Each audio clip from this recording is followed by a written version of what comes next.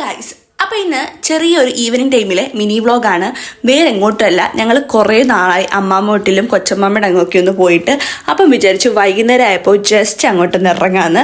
അങ്ങനെ ദാണ്ട് ഞങ്ങൾ ചെറുമൂട് ജംഗ്ഷനിൽ വന്ന് അവിടുന്ന് നേരെ ഇത് ഞങ്ങളുടെ കുടുംബക്ഷേത്രമാണ്, കളരി അമ്പലം. കുറേ നാളായി ഞാനിവിടെ കയറിയിട്ട്, ഒരു വട്ടം കണ്ട് ഞാൻ എപ്പോഴോ പോയതാണ്. പിന്നെ അതിന് ശേഷം ദാണ്ട് കൊച്ചമ്മയുടെ അങ്ങ് വന്ന് അവിടെ നിന്നപ്പോൾ കൊച്ചമ്മയെ കാണുന്നില്ല, അച്ചാച്ചൻ വെള്ളി നിൽപ്പുണ്ട്, അമ്മമ്മയെ കാണുന്നില്ല. അപ്പം നോക്കിയപ്പോൾ ഞാൻ അവിടെ മൊത്തം ഇതിനെ പരതി നോക്കിയപ്പോൾ എന്തോ നിൽക്കുന്നു ബാക്കിൽ. മിക്കപ്പോഴും ബാക്കിലായിരിക്കും ആ ഷട്ടി കാണുക. കുറേ ചീര കൃഷിയും ചക്കയും മാങ്ങയും അങ്ങനെ ദാണ്ടൊക്കെ ഉണ്ടായിരിക്കും, കുറേ ഐറ്റംസ് ഉണ്ട്. അപ്പം ആ ഐറ്റംസ് എല്ലാം നോക്കുന്നത് ഈ ബാക്കിലാണ്.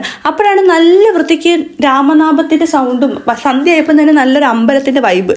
അപ്പോഴാണ് ഞാനിതിൻ്റെ പുറകിൽ ഒരു അമ്പലമുണ്ടെന്നുള്ള നഗ്നസത്യം മനസ്സിലാകുന്നത്. ഈ ഉണ്ടച്ചക്ക ഉണ്ടല്ലോ, ഇത് ഇത്രയും വരെ വിളയത്തുള്ളൂ. ഇത് അത്യാവശ്യം പഴുത്തൊക്കെ നിൽക്കണമെന്നാണ് കൊച്ചമ്മ പറയുന്നത്. അമ്മാമ്മയ്ക്കാണെങ്കിൽ ഞങ്ങൾ എപ്പോൾ അവിടെ ചെന്നാലും എന്തെങ്കിലും തന്നിട്ടില്ലെങ്കിൽ അങ്ങോട്ട് സമാധാനം കിട്ടത്തില്ല. അപ്പോൾ ആ സമയത്ത് ഞാൻ നട്ട് ചുമ്മാ കർഷകശ്രീ അവാർഡ് മേടിക്കാൻ നിൽക്കുന്ന എനിക്ക് ചക്കയിൽ പിടിച്ചുകൊണ്ട് നിൽക്കുന്ന പരിപാടിയാണ് നിങ്ങൾ കണ്ടുകൊണ്ടിരിക്കുന്നത്.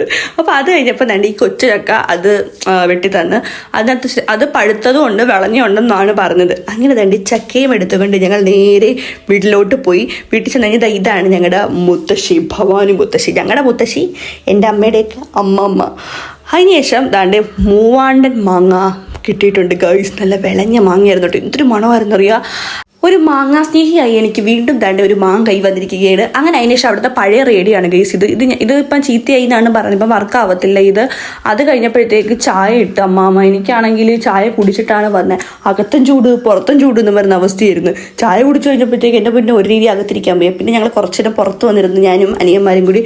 അവിടെ നിന്ന് കുറേ സൊറയൊക്കെ പറഞ്ഞ് ഇരുന്നപ്പോഴത്തേക്ക് ടൈം കുറേ ആയി. അപ്പം നേരെ ഞങ്ങൾ അവിടെ നിന്ന് പിന്നെ അമ്മാമ്മ വീട്ടിലോട്ട് ചെന്ന്, അമ്മാമ്മ വീട്ടിൽ ഞാൻ പോയിട്ട് കുറേ നാളെ. അങ്ങനെ ദാണ്ട് ഇത് അമ്മാമ്മയിലോട്ട് കയറുന്ന റോഡാണ്.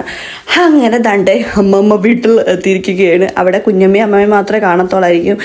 അവിടെ ചെന്ന് കഴിഞ്ഞപ്പോൾ പിന്നെ അമ്മാമ്മയുടെ സ്ഥിരം പരിപാടിയാണ്. അമ്മമ്മ സീ കേരളത്തിലെ സീരിയലിൻ്റെ ഭയങ്കര ഫാനാണ്. ഞാൻ ഈ സീരിയൽ കൊണ്ടൊന്നും കാണത്തില്ല കേട്ടോ.